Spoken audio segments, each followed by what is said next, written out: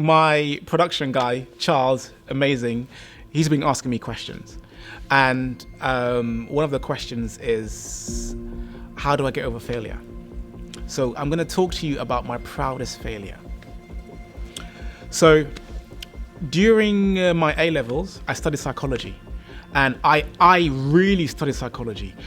I had no intention, and this was the rebellious side of me, I had no intention of passing my exams. All I wanted to do was learn about how the mind works. So I sat my A-levels anyway, and I got some terrible results. Like, I'm not proud of them at all. But one thing I am proud of is my knowledge of how the mind works. So, for example, in this, and here's why I failed, right? So in this one book that we were mainly learning from, there were 12 chapters in this book, and we were going to be tested on maybe 4 or 5 chapters or something like that. That's how A-levels were.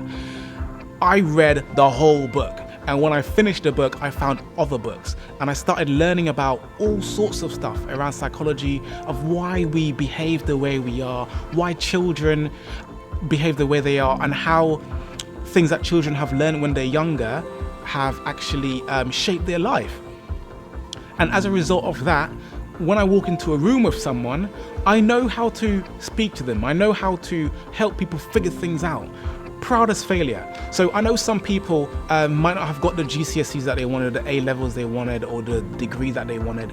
But the main thing that you have to take away from everything that you do is, what have I learned? Because passing an exam, if you memorize something and you've just regurgitated it, but you can't actually practically use that, what benefit has all that time been, right? So if you've started a business and it didn't work out as you thought it would have you failed?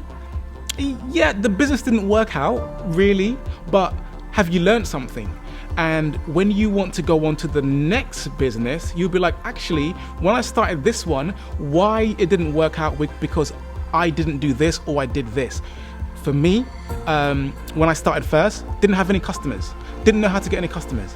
Got a mentor, got a coach, got some advisors. And when I got advisors, things change. So that's what you need to do.